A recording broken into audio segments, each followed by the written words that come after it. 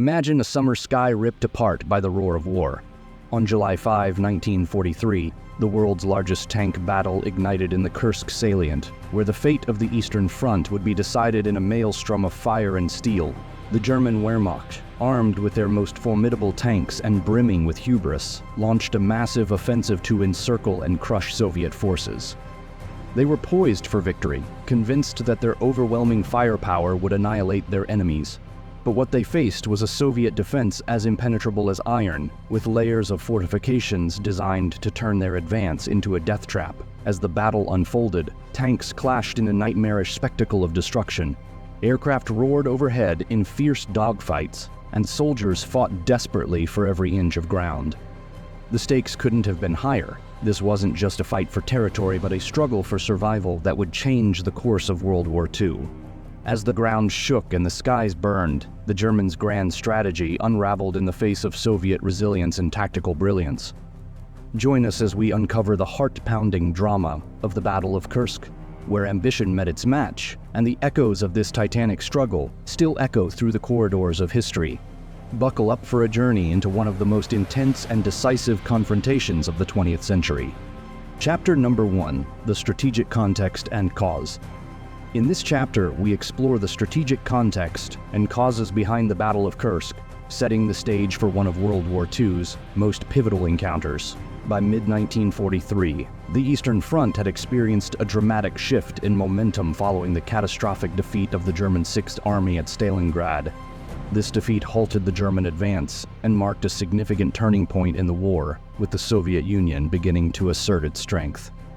However, Adolf Hitler, ever determined to reverse the tide, sought to regain the initiative and restore German dominance.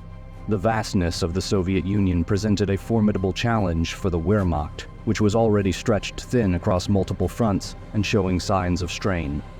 The Kursk salient, a pronounced bulge in the Soviet defensive lines, emerged as a strategic opportunity for the Germans. Hitler and his high command viewed the salient as a critical target, believing that a successful offensive could encircle and destroy a large portion of the Soviet forces, thereby crippling the Red Army and potentially opening the door for a renewed German advance. This led to the formulation of Operation Citadel, a plan designed to execute a pincer movement from the north and south to encircle the Soviet forces within the salient. The aim was to deliver a decisive blow that would shift the balance of power back in Germany's favor, alleviate pressure on other fronts, and allow the Wehrmacht to regroup and reinforce elsewhere. On the other hand, the Soviets were fully aware of the impending threat. They had meticulously fortified the Kursk salient, anticipating the German attack. Their objectives were to defend the salient from encirclement and destruction, while preparing for their own counteroffensive. By absorbing the German assault and blunting its effectiveness, the Soviets hoped to create the conditions for a counterattack that would exploit German overreach and regain the strategic advantage. This defensive preparation included constructing extensive defensive lines, laying minefields, and establishing anti-tank obstacles to neutralize the German offensive capabilities. And in summary, the strategic context leading to the Battle of Kursk was shaped by the dramatic shift in momentum after Stalingrad, the German desire to regain control, and the Soviet determination to defend and counterattack. This critical juncture set the stage for a massive confrontation that would prove to be a turning point on the Eastern Front. Next, we will dive into the preparation and initial German assaults of the battle, exploring the detailed execution of Operation Citadel and the Soviet response to the German offensive. Chapter number 2, The Battle of Kursk. Key Phases. In this chapter, we will thoroughly explore the Battle of Kursk, a pivotal confrontation of World War II that unfolded from July 5 to August 23, 1943, profoundly impacting the Eastern Front and altering the course of the war. The battle commenced with Operation Citadel, a German offensive meticulously planned by Adolf Hitler and his high command, aimed at decisively encircling and defeating Soviet forces within the Kursk salient.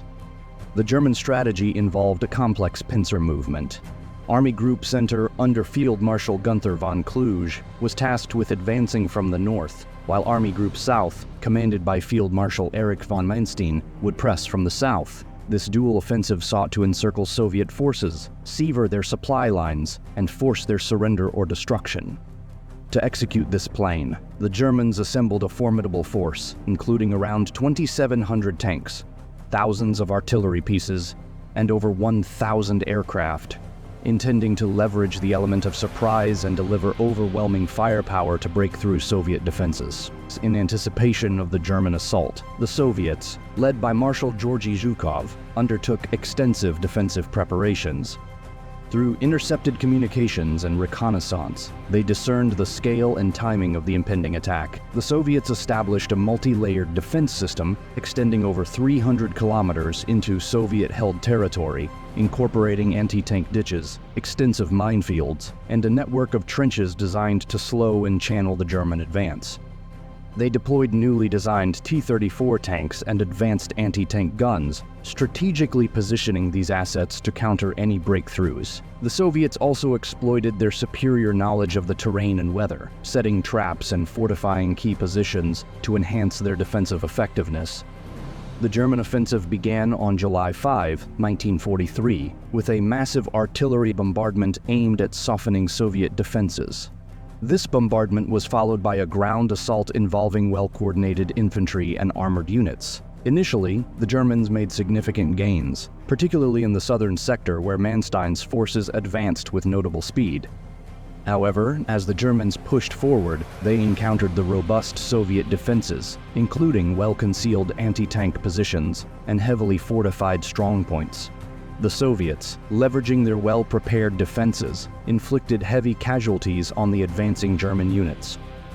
Dense minefields and fortified positions created severe obstacles, slowing the German advance and stretching their supply lines, which compounded the logistical challenges and hampered their ability to sustain the offensive momentum. The climax of the Battle of Kursk occurred on July 12, 1943, with the Battle of Prokhorovka, which became the largest tank battle in history.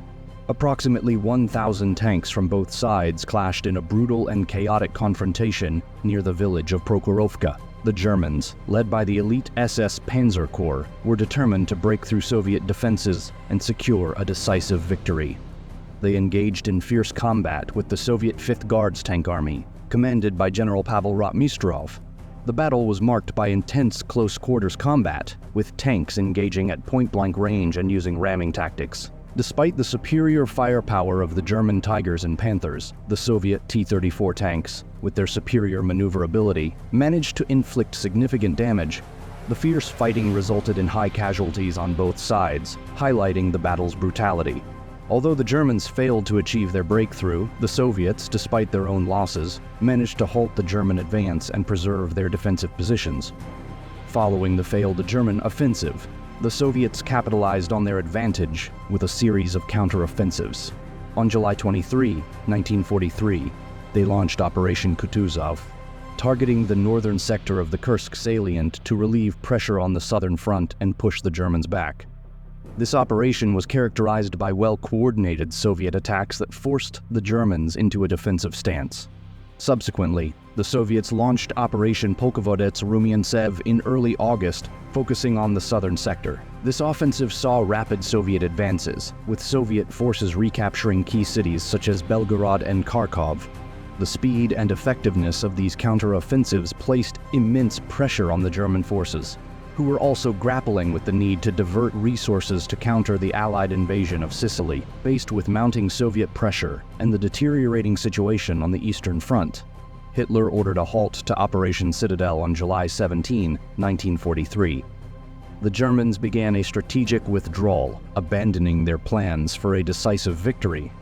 This retreat marked a significant turning point on the Eastern Front, as the Wehrmacht, now on the defensive, would not undertake another major offensive operation for the remainder of the war. The failure of Operation Citadel had far-reaching consequences, diminishing German offensive capabilities and boosting Soviet morale.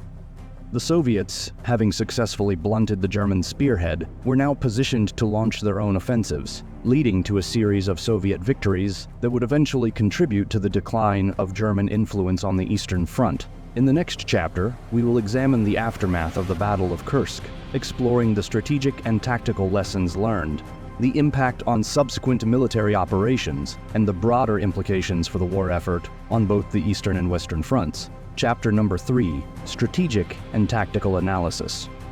In this chapter, we will explore the strategic and tactical analysis of the Battle of Kursk, a turning point in World War II that highlights both the German miscalculations and Soviet successes. The German strategy, initially aimed at a swift and decisive encirclement of Soviet forces, was fundamentally flawed. The Wehrmacht's plan relied on a rapid pincer movement designed to trap Soviet forces within the Kursk salient, with Army Group Center advancing from the north and Army Group South pushing from the south. This ambitious offensive, codenamed Operation Citadel, was predicated on an overestimation of German operational capabilities and an underestimation of Soviet defensive preparations. The Germans placed excessive faith in their heavy tanks, such as the Tiger and Panther, expecting these to overpower Soviet defenses and lead to a quick victory. However, these tanks proved problematic due to their slow speed, mechanical unreliability, and the challenging terrain and dense minefields of the Kursk region. The Soviets, anticipating the German offensive, had meticulously prepared their defenses with multiple layers of fortifications, including anti-tank ditches, minefields, and trench networks, which effectively neutralized the German armor. This defensive strategy, known as a defense in depth, involved creating a series of defensive belts designed to absorb and slow the German advance, thereby exhausting their resources and depleting their combat effectiveness before they could achieve their objectives. The Soviets also held back significant armored reserves, which they used strategically to launch counterattacks at critical moments, such as the deployment of the 5th Guards Tank Army during the Battle of Prokhorovka. Soviet intelligence, aided by the decryption of German communications, provided a clear picture of German intentions, allowing for precise defensive preparations. In contrast, German intelligence failed to accurately gauge the depth and strength of Soviet defenses, leading to critical miscalculations. Air warfare also played a significant role. Initially, the Luftwaffe established air superiority and provided crucial support to German ground forces. But the Soviet Air Force soon adapted, launching effective counter-air operations that gradually eroded German air dominance.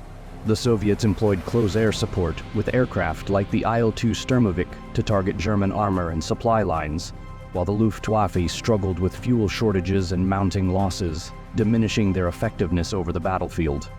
The combination of these factors, the German strategic overreach, reliance on flawed heavy armor, intelligence failures, and the Soviets' effective use of defense in depth, reserves, and superior intelligence, led to the ultimate failure of Operation Citadel and marked a significant turning point in the Eastern Front.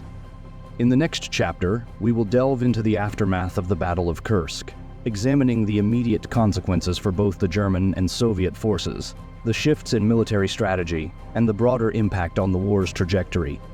Conclusion.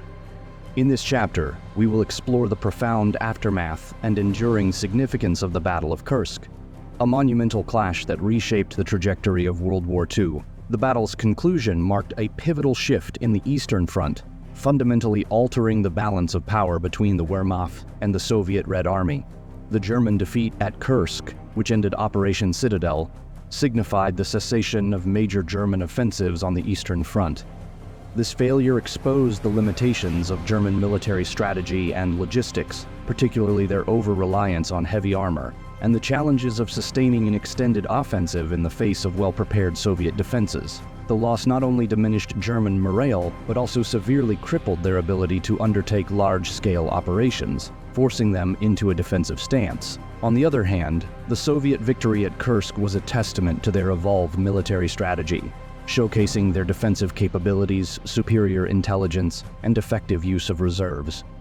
The battle demonstrated the Soviet Union's capacity to not only withstand a formidable assault, but also to capitalize on their newfound advantage by launching a series of counteroffensives that would gradually push the Germans back. This shift in momentum was instrumental in setting the stage for subsequent Soviet advances, eventually leading to the fall of Berlin in 1945. The battle also underscored the critical importance of intelligence and preparation in modern warfare, highlighting how superior reconnaissance and strategic planning could decisively impact the outcome of major engagements.